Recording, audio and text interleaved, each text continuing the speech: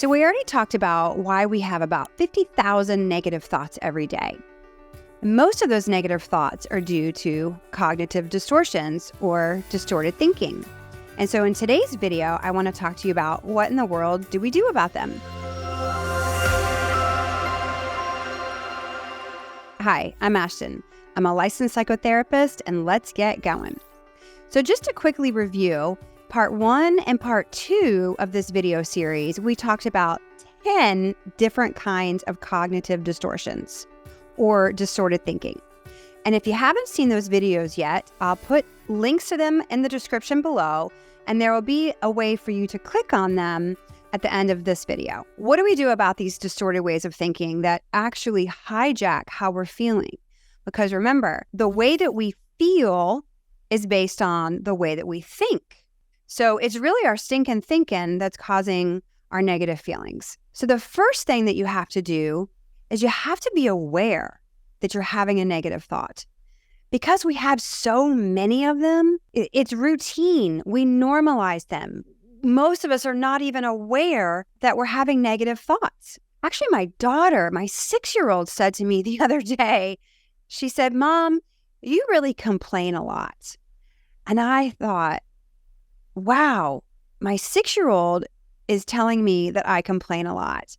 And so I said to her, I said, "Hey, thanks so much for telling me that." Although my feelings were a little hurt and I was embarrassed because we were in public. I said, "Would you let me know when I'm having a negative thought or when you think I'm complaining?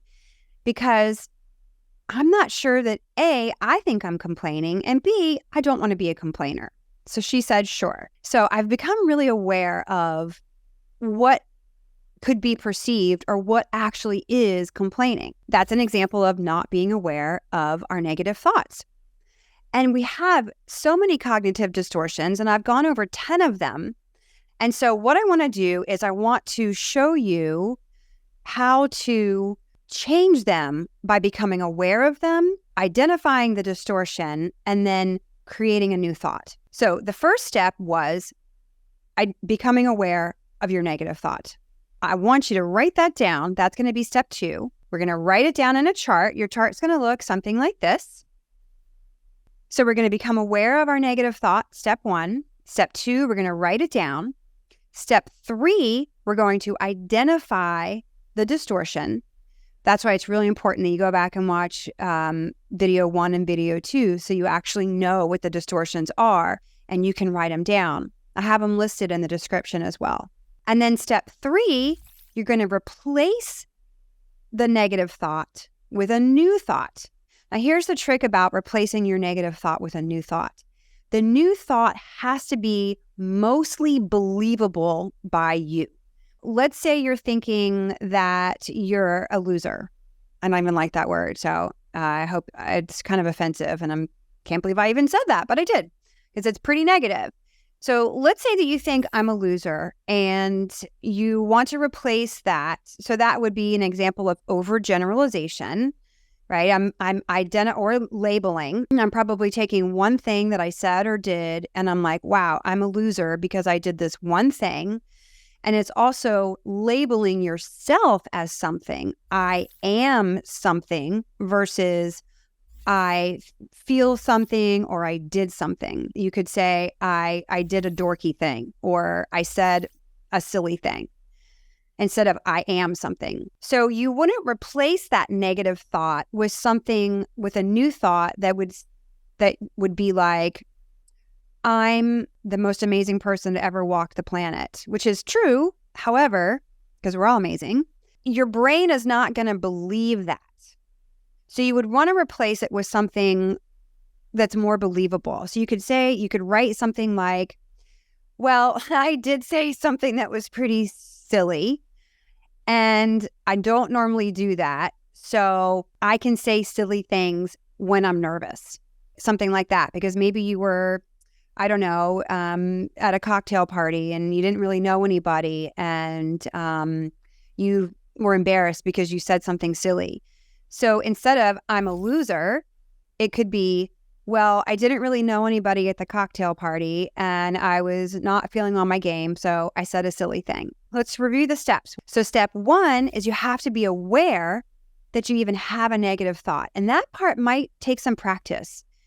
If you're not accustomed to actually even becoming aware of what you're thinking, whether they're positive, negative, or neutral thoughts, so then most of us don't have too many neutral thoughts. They have a charge to them. They have meaning behind them. It's probably going to be a practice for you to even become aware of what you're thinking. So that's step 1, become aware of your negative thought. Number 2, I want you to write that thought down. Number 3, I want you to write in your chart what that cognitive distortion is. Because when you actually do that, when you can identify and put a name to, oh my gosh, I'm not actually a loser. I was just labeling myself, or I'm not a loser. I was just overgeneralizing. It takes the power out of this negative thinking.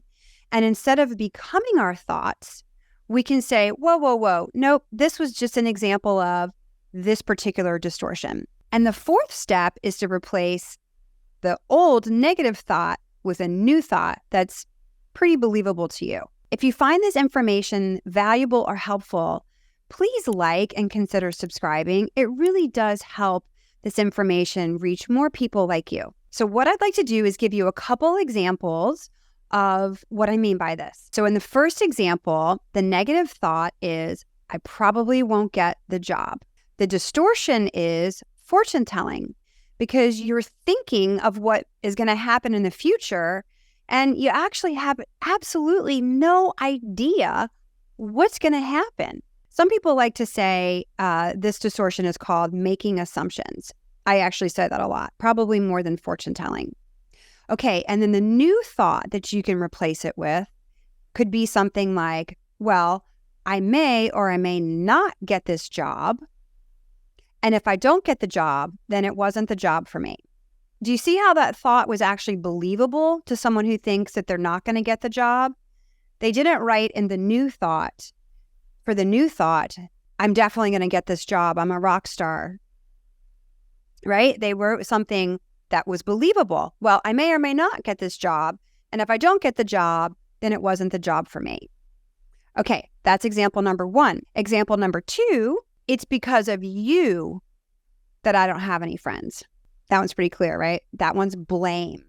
So blame is when we take no responsibility for our behavior or our feelings or our thoughts or our experience. A new thought could be, whether or not I have any friends is my responsibility. It has nothing to do with you. Example number 3, I can't manage my money. And this thought is based on the fact that I overdrew my bank account, something that very rarely happens. And the distortion is catastrophizing or overgeneralization. I take one single event or incident and I blow it up into something huge, like now I can't manage my money, or if we were going to calling it overgeneralization, I overgeneralize this one event into my entire being. Like now I'm a terrible money manager. The new thought could be something like, well, it has been 3 years since I overdrew my bank account, so this one mistake doesn't actually make me a horrible money manager. Okay, so those are 3 examples of negative thoughts, the cognitive distortion that goes with it, and then a new thought. And what this does is it starts, like I said before, it takes the power out of the negative thought, and it also starts to train your brain to think in a more positive way.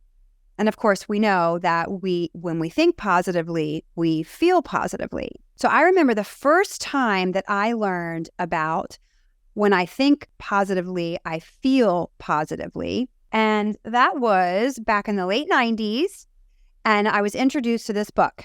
This is called The Feeling Good. This is actually his workbook, The Feeling Good Handbook. And it's Dr. David Burns. And he has the Feeling Good book, but my copy's ripped to shreds. So I just showed you the workbook. And even though Dr. Aaron Beck is the founder or the father of cognitive therapy, it was Dr. Burns's work that really changed my life, because I was having a hard time. I was in my late 20s. I was feeling pretty depressed or pretty sad, and I had a therapist who introduced me to that book.